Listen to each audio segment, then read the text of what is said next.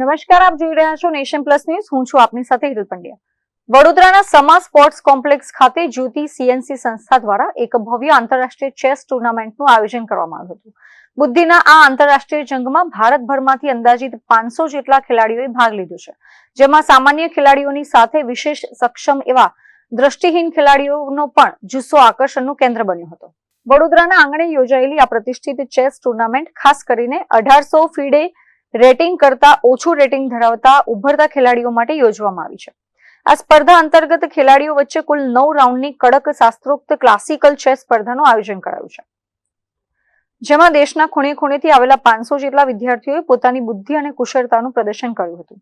આ ટુર્નામેન્ટની સૌથી પ્રેરણાદાયી અને સુંદર બાબત એ રહી કે તેમાં ચેસના બ્લાઇન્ડ એટલે કે દ્રષ્ટિહીન ખેલાડીઓએ પણ સામાન્ય ખેલાડીઓની સમકક્ષ રહીને અત્યંત ઉત્સાહપૂર્વક ભાગ લીધો હતો.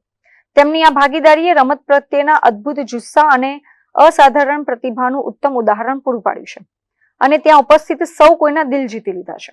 આ સ્પર્ધામાં ભાગ લઈ રહેલા નવોદિત ખેલાડીઓ માટે પોતાના ફીડે રેટિંગમાં સુધારો કરવાની આ એક સુવર્ણ તક હતી.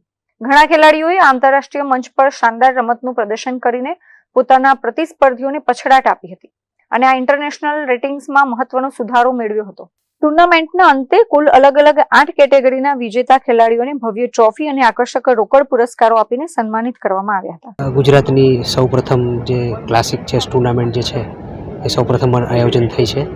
એના મેઇન સ્પોન્સર છે જ્યોતિ સીએનસી ઓટોમેશન લિમિટેડ, જે રાજકોટ બેઝ કંપની છે. એમાં અમારા સીએમડી જે છે પરાક્રમસિંહ જાડેજા છે. તમને જાણીને કદાચ આનંદ થશે કે એ પણ એક ચેસ પ્લેયર છે અને જે મોદી સાહેબનું વિઝન છે એ જ અમારા સાહેબનું વિઝન છે કે જે કોમનવેલ્થ ગેમ્સ આવે છે અને એના સેમ એ જ વિઝનથી આપણે આવી જ ટુર્નામેન્ટો જે છે એ સરસ રીતે આગળ પણ આયોજિત કરીશું.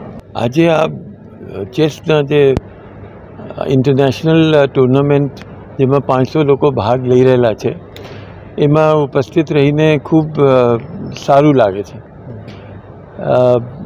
નાના ઉંમરના છોકરાઓથી લઈને મોટી ઉંમરના છોકરાઓ બી એમાં ભાગ લઈ રહેલા છે અને 15 જેટલા અંધજન પણ ભાગ લઈ રહેલા છે. આ ગેમ ખૂબ દિમાગી કસરત માંગે છે અને એવા આયોજન થતા રહે તો દેશમાં સારા પ્રતિભાઓ તૈયાર થઈ શકે. હું આ રમત ચેસની જે ટુર્નામેન્ટ છે એને અભિનંદન બી આપું છું અને શુભકામનાઓ આપું છું. Bureau report, nation plus news, Vadodara. સમાચારોના સતત અપડેટ મેળવવા માટે અમારી નેશન પ્લસ ન્યૂઝની યુટ્યુબ ચેનલને સબસ્ક્રાઇબ કરો, બેલ આઇકન દબાવો અને જોડાયેલા રહો ફેસબુક, ઇન્સ્ટાગ્રામ અને ટ્વિટર પર.